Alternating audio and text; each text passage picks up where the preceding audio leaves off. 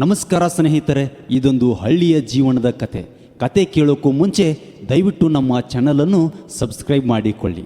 ಕಣ್ಣೂರಿನ ಕನಸು. ಕಣ್ಣೂರು ಹಳ್ಳಿ ಒಂದು ಸಣ್ಣ ಗ್ರಾಮ. ಅಲ್ಲಿ ಹಸಿರು ಹೊಲಗಳು, ಗಾಳಿ ಆಟವಾಡುವ ಬೇಸುವ ಮರಗಳು ಮತ್ತು ಸರಳ ಜೀವನ ಶೈಲಿಯ ಅತ್ಯಂತ ಸುಂದರವಾಗಿತ್ತು.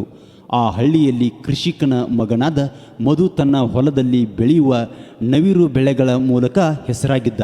ಅವನ ಶ್ರಮ ಮತ್ತು ಸರಳತೆಯ ಎಲ್ಲ ಹಳ್ಳಿಯವರನ್ನು ಮೆಚ್ಚಿಸುವಂತಿತ್ತು. ಹಳ್ಳಿಯ ಪ್ರಥಮ ಗುಡ್ಡದ ಕಡೆ ಸೊಗಸಾದ ಹಸಿರು ತೋಟದಲ್ಲಿ ಜಾನಕಿ ತನ್ನ ತಂದೆ ತೋಟದಲ್ಲೆಲ್ಲ ಕೆಲಸ ಮಾಡುತ್ತಿದ್ದಳು. ಅವಳ ನಗು, ಆಕೆಯ ಮುದ್ದಾದ ಮಾತುಗಳು ಮತ್ತು ಅವಳ ಪ್ರೀತಿ ಸ್ವಭಾವ ಆ ಹಳ್ಳಿಯ ಎಲ್ಲ ಜನರ ಹೃದಯ ಗೆದ್ದಿತ್ತು. ಒಂದು ದಿನ ಮಧು ತನ್ನ ಎತ್ತುಗಳನ್ನು ಕರೆದೊಯ್ದು ಹೊಲದ ಪಕ್ಕದ ಕೆರೆಗೆ ಬಂದಿದ್ದ. ಅಲ್ಲಿ ಅವನು ಮೊದಲ ಬಾರಿ ಜಾನಕಿಯನ್ನು ನೋಡಿದ. ಅವಳು ಕೆರೆಯ ಬಳಿ ನೀರು ತೆಗೆದುಕೊಳ್ಳುತ್ತಿದ್ದಳು. ಸುನಿಟಾದ ಹೊಳೆಯ ಬೆಳಕಿನಲ್ಲಿ ಅವಳು ಆಕಾಶದಿಂದ ಧರೆಗೆ ಬಂದಂತೆ ಕಣ್ಣಡಿಸಿತ್ತು. ಮಧು ಕಣ್ಣು ತೆಗೆಯಲಾಗದೆ ನೋಡುತ್ತಾ ನಿಂತಿದ್ದ. ಅವನ ಗಮನಕ್ಕೆ ಬಂದಂತೆ ಜಾನಕಿ ಅವನ ಕಡೆ ನೋಡಿ ಹಾಸ್ಯ ಮಾಡಿ, ಏನು ನೀರು ಬದಲು ನನ್ನನ್ನೇ ನೋಡುತ್ತಿದೆಯಾ ಎಂದಳು. ಮಧು ಒಂದು ಕ್ಷಣ ಅಡ್ಡ ಬಿದ್ದರೂ ತಕ್ಷಣವೇ ಚೇತರಿಸಿಕೊಂಡು ಉತ್ತರಿಸಿದ, ನೀವು ಹಳ್ಳಿಯ ಚೆಲುವೆ ಅನ್ನೋದು ಈಗ ನನಗೆ ಅರ್ಥವಾಗಿದೆ ಎಂದು.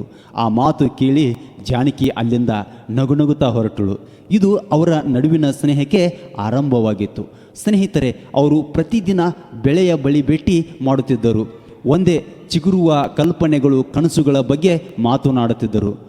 ಮಧುಗೆ ಜಾನಕಿಯ ತಾಳ್ಮೆ, ಅವಳ ಕನಸುಗಳ ಬಗ್ಗೆ ಆಕರ್ಷಣೆ ಹೆಚ್ಚುತ್ತಿತ್ತು.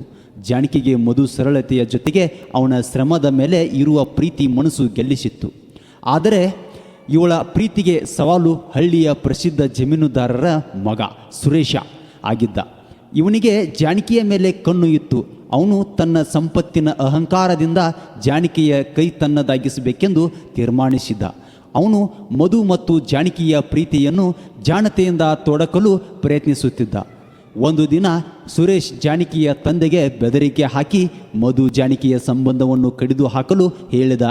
ಆದರೆ ಜಾನಕಿ ಮತ್ತು ಮಧು ತಮ್ಮ ಪ್ರೀತಿಯ ಮೇಲೆ ನಂಬಿಕೆಯಿಟ್ಟು ಸತ್ಯವನ್ನು ಎಲ್ಲರ ಮುಂದೆ ತಂದು ಹಿಡಿದರು. ಹಳ್ಳಿಯ ಜನರು ಮಧು ಮತ್ತು ಜಾನಕಿಯ ಪ್ರೀತಿ ಶುದ್ಧತೆಯನ್ನು ಮೆಚ್ಚಿ ಅವರನ್ನು ಬೆಂಬಲಿಸಿದರು.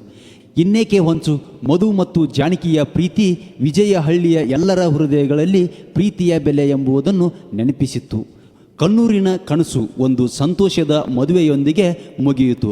ಆದರೆ ಅವರ ಪ್ರೀತಿ ಶಾಶ್ವತವಾಗಿ ಹಳ್ಳಿಯ ಎಲ್ಲರ ಜೀವನದಲ್ಲಿ ಜೀವಂತವಾಯಿತು. ಸ್ನೇಹಿತರೆ, ಕೇಳಿದಿರಲ್ಲ, ಈ ಕಥೆಯನ್ನು ನಿಮಗೆ ಇಷ್ಟ ಆಗಿದರೆ ದಯವಿಟ್ಟು ನಮ್ಮ ಚಾನಲನ್ನು ಸಬ್ಸ್ಕ್ರೈಬ್ ಮಾಡಿಕೊಳ್ಳಿ. ಹಾಗೆ ಬೆಲ್ ಐಕನ್ ಒತ್ತುವುದನ್ನು ಮಾತ್ರ ಮರೆಯಬೇಡಿ. ಮತ್ತೊಂದು ವಿಡಿಯೋಗಳೊಂದಿಗೆ ನಿಮ್ಮೊಂದಿಗೆ ಬರ್ತೀನಿ. ನಮಸ್ಕಾರ.